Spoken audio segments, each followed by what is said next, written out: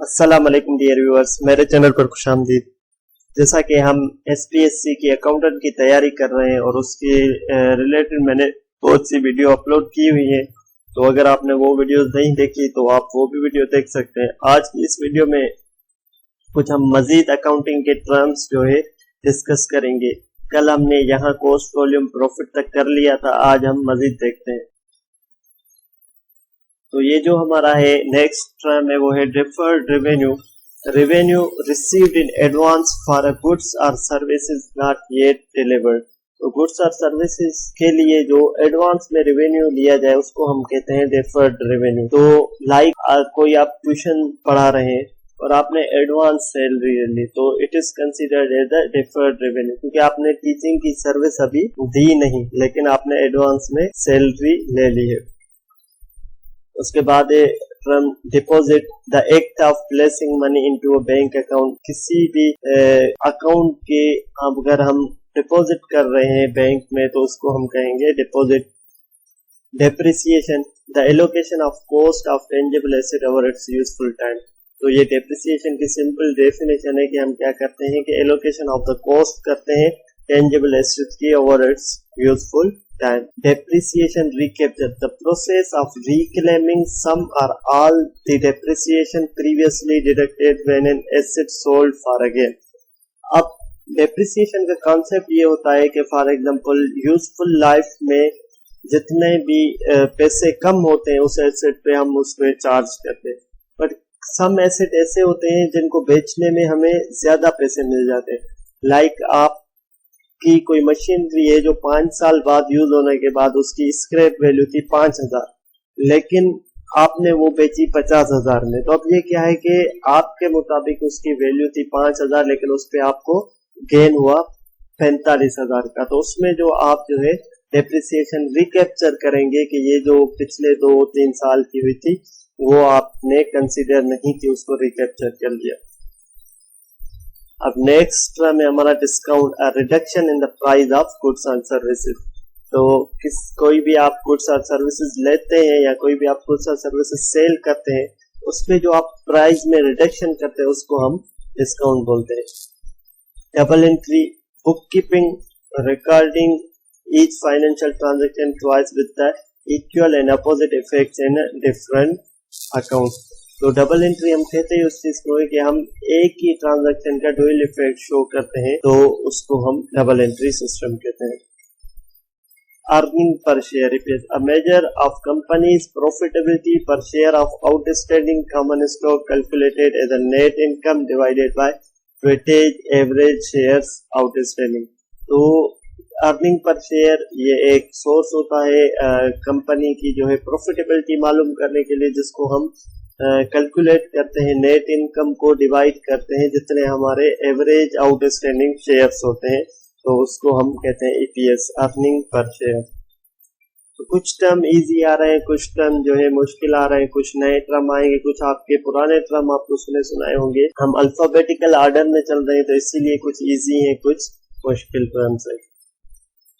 Enterprise resource planning, a software system that integrates the various business functions including the accounting, inventory management and customer relationship। तो ये ERP के बहुत से आजकल software चल रहे हैं जिससे बिजनेस को हेल्प मिलती है इन्वेंट्री मैनेजमेंट में, कस्टमर रिलेशनशिप मैनेजमेंट में कि कौन सा स्टॉक अभी पड़ा है, कौन सा स्टॉक खाली है।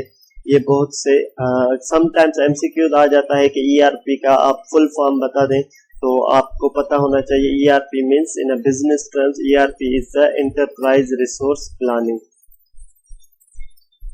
Equity or owner's equity, the owner's claim on the company asset calculated as the assets minus liability। Owner's equity किसे कहते हैं? The claim of company। और owner's equity हम कैसे कैलकुलेट, आपको कोई क्वेश्चन मिल जाए कि liability is 50,000, asset is 90,000, तो आप कैसे करेंगे कि एसेट माइनस लाइबिलिटीज करेंगे तो आपको पता चल जाएगी कि ओनर की इक्विटी कितनी है। नेक्स्ट में हमारे पास एक्सपेंसेस। एक्सपेंसेस किस चीज को? The cost of doing business typically recorded on the income statement. हम एक्सपेंसेस सिंपली जितनी भी हमारी बिजनेस की कॉस्ट आ रही है हम उसको क्या कह रहे हैं कि एक्सपेंस। उसमें फिर आप कैटेगराइज करते हैं कि ये जो है मैन्युफैक्चरिंग एक्सपेंस है, ये सेलिंग एंड एडमिनिस्ट्रेटिव एक्सपेंस है, लाइक सैलरीज है, लाइक रॉ मटेरियल परचेजिंग है, तो ये सारे हमारे क्या आ जाएंगे, एक्सपेंसेस में आ जाएंगे। उसके बाद है financial statement audit, an independent examination of a company's financial statement to ensure that fairly presented and comply with GAAP। तो GAAP को आपको पता होना चाहिए कि GAAP क्या है, और फाइनेंशियल स्टेटमेंट ऑडिट हम किसको कहते हैं, एग्जामिनेशन ऑफ फाइनेंशियल स्टेटमेंट। क्या क्या चेक करते हैं हम उसमें कि वो GAAP से रिलेटेड, GAAP के कानून और लॉज के मुताबिक बनी हुई है या नहीं बनी हुई। First in first out, a method of valuing inventory that assumes the first goods purchased are the first one sold। तो ये एक कॉस्ट अकाउंटिंग की जो है टॉपिक है जिसको हम कहते हैं फर्स्ट इन फर्स्ट आउट। ये एक कॉस्टिंग मेथड है जिसमें हम देखते हैं कि जो इन्वेंट्री हमने पहले परचेज की है उसको हमें क्या करना चाहिए, उसको फर्स्ट आउट करना चाहिए, उसको फर्स्ट सोल्ड करना चाहिए। जो इन्वेंट्री हमने फर्स्ट बनाई है उसको हमें फर्स्ट सोल्ड करना चाहिए।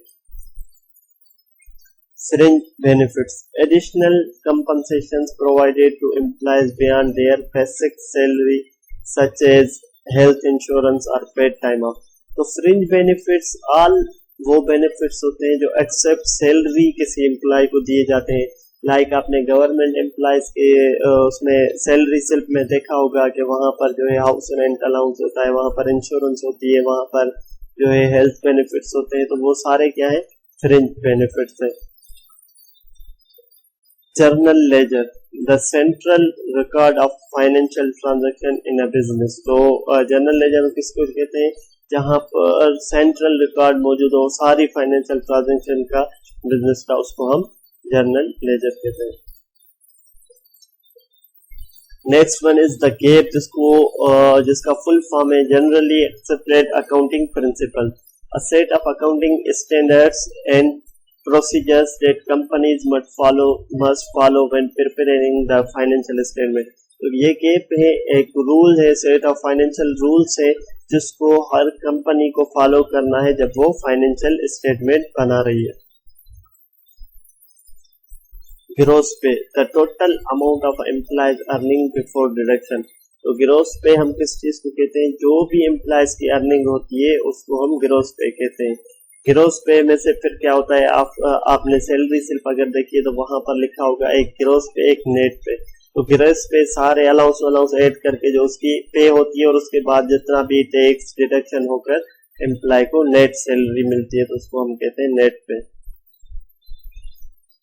Income statement, a financial statement showing a companies revenue, expense and net income over a specific period.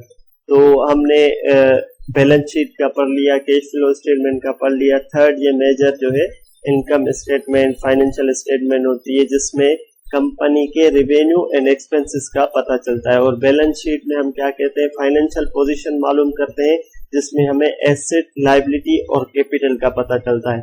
और कैश फ्लो स्टेटमेंट में हम क्या करते हैं कि कंपनी में कितना कैश आ रहा है, कितना कैश जा रहा है during a particular period of time, तो वो हम देखते हैं कि कंपनी में कितना कैश आ रहा है, कितना कैश जा रहा है। Inflow and outflow of a cash at a particular period of time.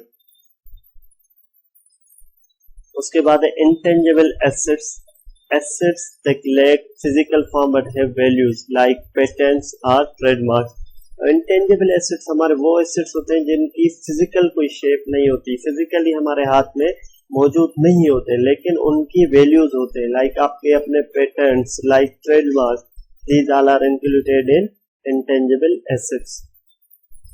Internal audit, an independent review of company's internal control and financial statement। तो इंटरनल ऑडिट क्या होता है, इंडिपेंडेंट रिव्यू, जो कंपनी इंटरनली रिव्यू कर रही होती है अपनी सारी फाइनेंशियल स्टेटमेंट्स को, ताकि कोई भी एरर एंड फ्रॉड जो है ना हो, उसको हम कहते हैं इंटरनल ऑडिट।